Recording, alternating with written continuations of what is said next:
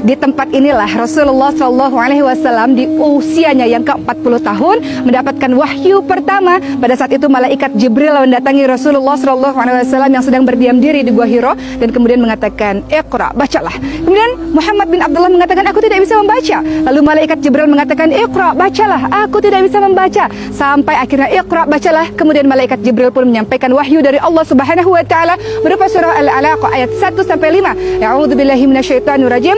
Iqra bismi rabbikal ladzi khalaq, khalaqal insana min 'alaq. Iqra wa rabbukal akram alladzi 'allama bil qalam 'allamal insana ma lam ya'lam. Bacalah dengan nama Tuhanmu. Baca dengan nama Tuhanmu yang telah menciptakanmu dari segumpal darah. Baca dengan nama Tuhanmu yang maha mulia, yang mengajarkanmu dengan pena, mengajarkan apa-apa yang tidak engkau ketahui.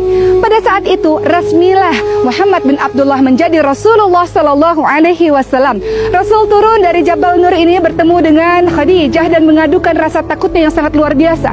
Selimuti aku, kata Rasulullah sallallahu alaihi wasallam. Maka Khadijah, istri yang setia ini pun pada akhirnya menyelimuti Rasulullah sallallahu alaihi wasallam, dan dalam keadaan tenang Rasulullah sallallahu alaihi wasallam pun menceritakan apa yang terjadi pada dirinya kepada Khadijah.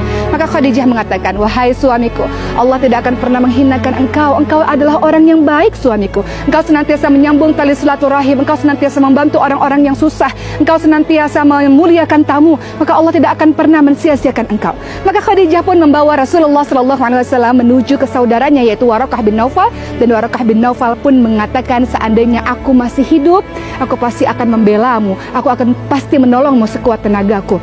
Engkau kelak akan diusir oleh orang-orang di Mekah ini." Rasul bertanya, "Apakah aku nanti akan diusir?" Maka Waraqah bin Naufal pun mengatakan, "Tidak ada seorang pun yang membawa kebenaran kecuali mereka pasti akan diperangi." Sejak itulah Rasulullah SAW perlahan-lahan mulai berdakwah, mengajak orang lain menuju kepada Allah Subhanahu wa taala, yang kemudian kita kenal dengan dakwah secara sembunyi-sembunyi selama 3 tahun, dilanjutkan dengan dakwah secara terang-terangan.